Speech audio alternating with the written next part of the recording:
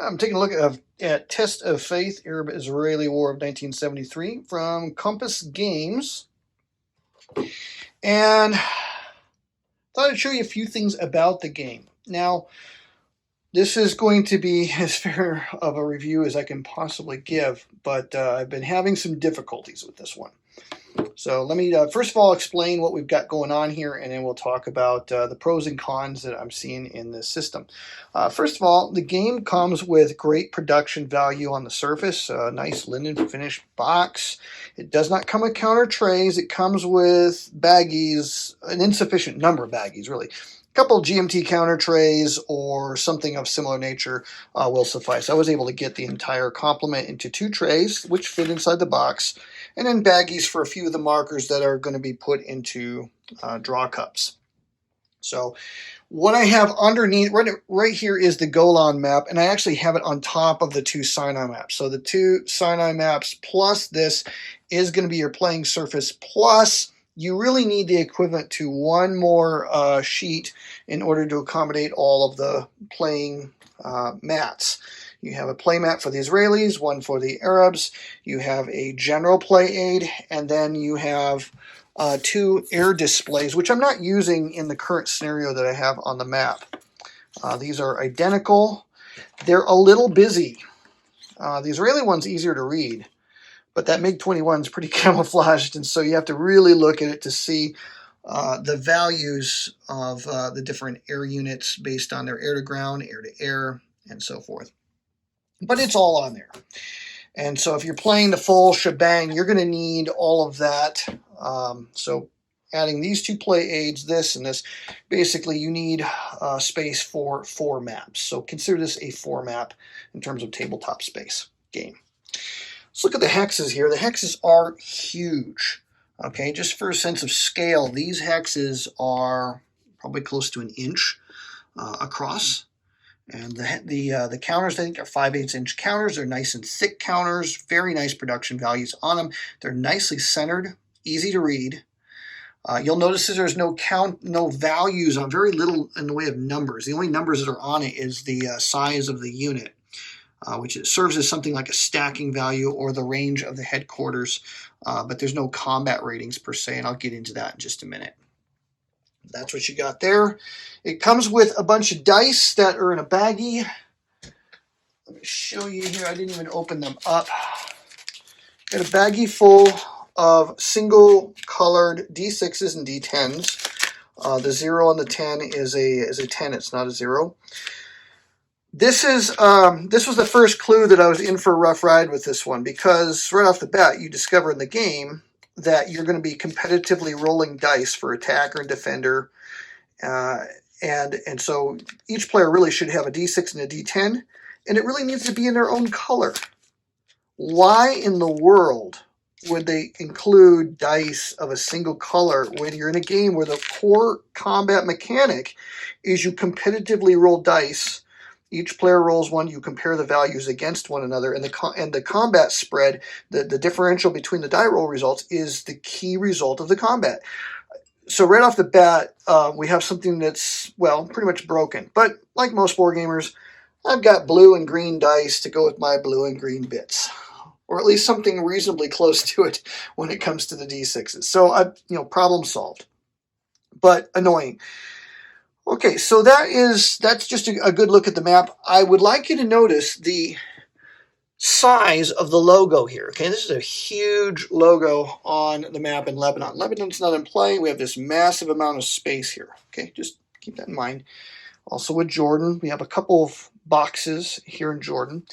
Unfortunately, I have the Sinai map covered, but there's quite a bit of space in Sinai that is, in most games, never going to be used because the combat zone is mostly going to be along the Suez Canal, on this side of the canal, and then on the far side, there's reasonable places where the Israelis would cross. The Nile Delta, I don't think, is one of them, but that's just my opinion. There is also a substantial body of water here where the Mediterranean coast kind of bends around that is devoid of any play aids or charts or anything. There is a raids box out in the bay here, just to the west of Port Said. But in terms of the availability to put information in front of the player, there is a tremendous amount of wasted space in this game. Let's look at the play aids here. I hesitate to call these play aids because they're really not. They're play mats. So you have these markers, and one of the things you're going to be doing in the game is tracking the support value of the primary or secondary equipment of military units. So I'm just going to pull out an unused piece here.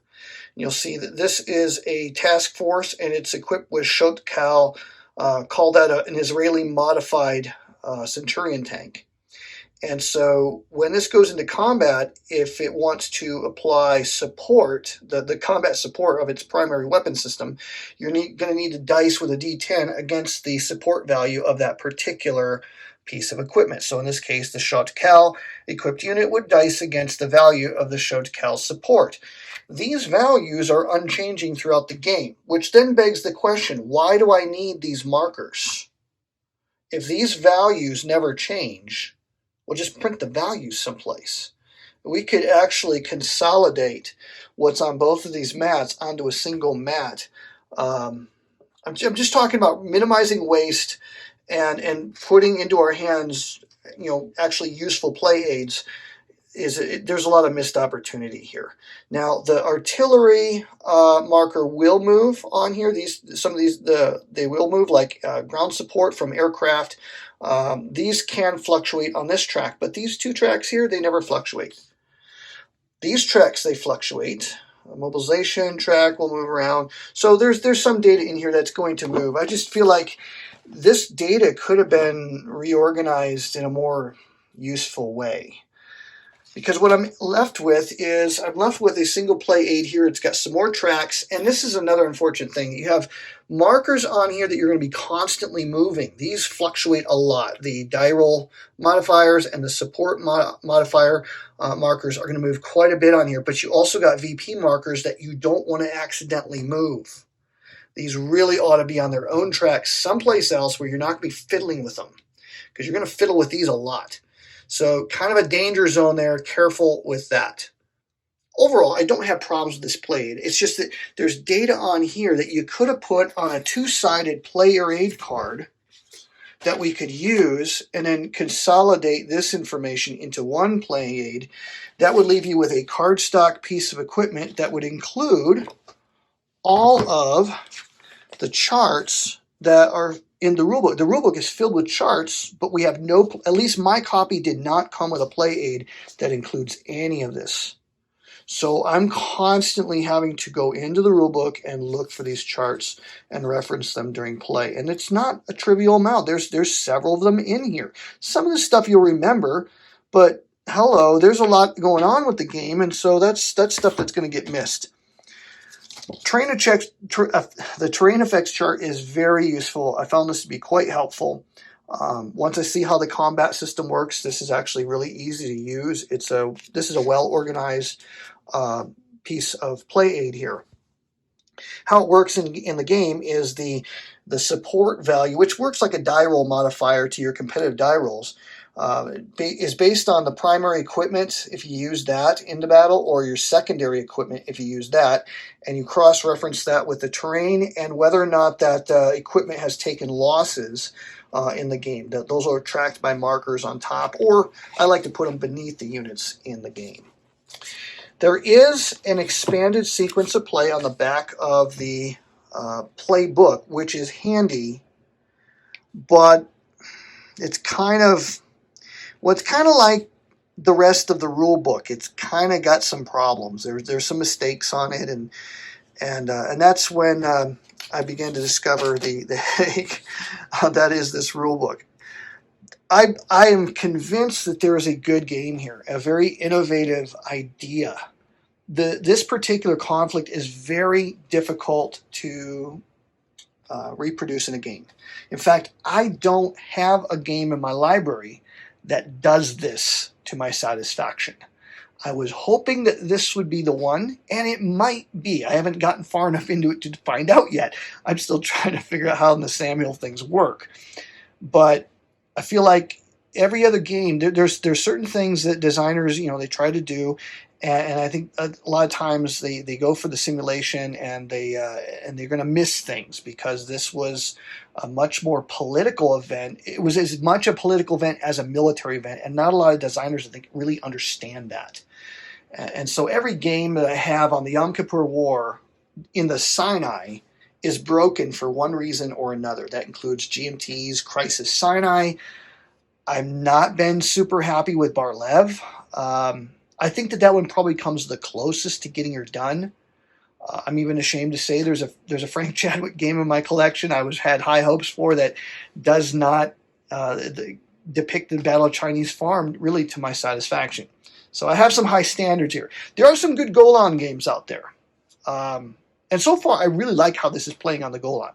The real test will be, how do things work in the Sinai? And I played a few of the introductory scenarios to get a feel for the system. And I feel like this has the potential to be that game, because it gets the how the Sagar missiles are going to work and what kind of impact they're going to have. And it puts the Israelis in the mind where you really need to make these reckless attacks, and you're going to take these hideous losses, and you could potentially wreck your Air Force trying to bomb targets within these SAM belts. And the map really depicts the SAM network really quite well. Where most games struggle in this area is, well, what do the Egyptians do when you get across the canal? Okay, it's sort of like the fish in Finding Nemo when they finally escape from the tank and they're in the baggies, and and they're floating in the bay, and the one fish turns to the other and says, okay, now what? Well, that's kind of what usually happens in these Yom Kippur War games in the Sinai front, is you get across the Suez Canal, now what? And historically, that was the big question, but most players end up doing wildly ahistoric things. This game, I think, has the kind of infrastructure and the engine, I think, to put players in a mindset where they're going to do or be put in a mind to do what was historically done more than any other game I played on this topic. So, and that's why I'm sticking with this rule book that desperately needs to be rewritten. I so want to sit down and rewrite and reorganize these rules, because the game is here, but oh my goodness, what a missed opportunity for a real gem here. And so here we go. We plunge through it. Now, if you're going to get this game, the game will come with one of four, well, actually two of four copies of the Errata. There is a little bit of Errata on the back. I love how they call it clarifications and corrections. Well, there's another word for that. It's called Errata. So you can dress it up, but it's still, put lipstick on the pig, but it's still a pig. So you got that, just a little bit here. That's fine. You have a page worth here. That's not too bad. But the fact of the matter is, this is incomplete. With what you have in the box here, this game is 100% not playable. You will need to go to Board Game Geek. You will need to find the page for this. Find the thread that Adam Starkweather has, the latest Errata. I think it's like 6 months old at this point. And on that is some very important missing information that is not included in here. It's not included in the box. And you will 100% need that in order to play. Unfortunately, to my knowledge, none of that addresses one of the big disappointments, which is this exhaustive, extended example of play at the end of the playbook.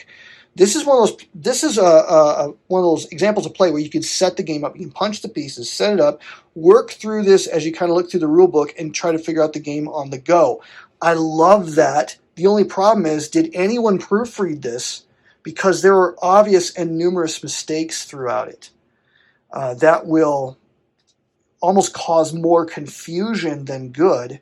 But on the other hand, I found something in this example that clarified something that the rule book did not spell out well at all. I would have never picked it up in the rule book had I not gone through that example of play. So I encourage you, go through the example of play, but understand there are some mistakes in there, but there's some details in there that are not well included in here, specifically pertaining to the combat mechanic. When you have units that can support adjacent units, how does that all work? That is really not explained well in here. Make sure you look at that example play. That'll help you out in there. So, just to kind of show you how things work, just really, really briefly, There's two different kinds of combat that you can do with your units. When you activate units, units activate by a formation. So, for example, 9th Infantry Division for the Syrians activated. He's got a 4-hex range. And so you flip him over, and then he activates all the guys in his range that are not spent. Now, I've already done it, so they're all spent. But one of the units was this particular... I'm just going to move him over here. This particular unit here, the 43rd Armor of the 9th Infantry Division, it is equipped with primary and secondary equipment. The primary is the big silhouette, and that's the T-55 on top, and then the BTR-60 on the bottom is the secondary equipment, and it's you can choose either one or the other to support a combat situation, and that'll give you a favorable dive roll modifier in your combat. So when you activate a unit, you can use two different kinds of movement. You can either use road column, which has its pros and cons. The pros is you can move further along roads. The cons are that it's difficult to get support from other units and gang up on a weaker defender. As you move, you can, at the end of your move, I should say, you can spend movement points to put down combat chits, which declare a combat situation. And they have nice little arrows that are not explained in the rules, but I have figured out that, or at least I think I figured out, that you can use it to orient the markers so that when you've had a big activation with several pieces, you can figure out, well, which ones are attacking which units.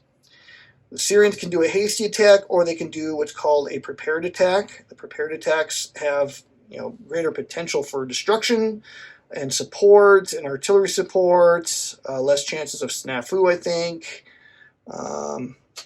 Let's see, what else can they do? Better exploitation, perhaps. Anyways, the other side of it is hasty attack. The prepared attack costs all your movement points, so you really can't do it unless you started your activation right next to the guy you want to attack. So most often, on turn 1, you're going to have to pretty much use hasty attacks. The marker will show you which die you're going to use, either a D6 or a D10, what modifier you'll get as the attacker, what level of support, that's what that letter B down there is for. That'll depict what kind of support you're going to be able to get. The exploitation value is the number in the lower right-hand corner, and if you have to roll for a random event, is either going to say yes or no in the upper right-hand corner. So you basically are going to put those down and pre-designate all your combat situations. Once you finish moving everybody, you resolve those one by one. You resolve them through what the rulebook will describe to be a very cumbersome procedure. But once you've worked through it using the example play, I think you'll find that it actually works a lot smoother than what the rulebook would suggest. And you're basically going to track die roll modifiers. You're going to be dicing against the support values of the different kinds of support that you want to include, which includes artillery. And if you both try to have artillery support and one of you fails, the other one will basically, whoever loses out and the other one succeeds will take a loss. You put a loss marker, one of these loss markers, on the HQ that was applying the artillery, showing the effectiveness of counter battery. And then these markers, these artillery loss markers, they become a modifier to future attempts to try to gain artillery. So as students of this conflict know, the Israelis were woefully inadequate in their tube artillery. They were relying on air-delivered artillery, and so they start with a value of 2, which means you only have a 20% chance of getting tube artillery on target as needed in these battles, whereas the Syrians have a value of 6, and so they'll be hammering away at you with that, and you attempt this at your own risk. Because if you fail and they succeed, and they got a 60% chance of succeeding, and you got only a 20% chance of succeeding, you're just going to take more losses from counter battery fire. They're just going to smother what few tubes of artillery you have. And so once you get all that stuff figured out, then you roll your dice, you add your modifiers, and the differential is known as the combat spread, and you're going to inflict losses through a variety of things. You can reduce replacement points, give your opponent victory points. You can also take losses to your primary or secondary equipment. I forgot to mention Sagar missile shots take place before this even happens, which will usually reduce the effectiveness of any tank support that the Arabs have used, or that the Israelis have used, excuse me. And but then you have to dice to see if the Israelis figure out how to mitigate the effectiveness of the Sagar missiles. This will be a bigger deal on the Sinai map than on the Golan map, but there are some Sagar equipped units on the Golan map, like this BDRM equipped unit here has Sagar missiles, as you can see with the icon there. And so this game really does have some really cool things. There is a whole air war component which demonstrates how the Israelis are going to be put in a position where they're really going to have to risk wrecking their air force to try to support their ground troops. Meanwhile, the Arab nations are going to be pressed to put planes in the air that are just going to get shot down by the Israelis that are running combat or patrol missions. And so this game really does a good job of representing that.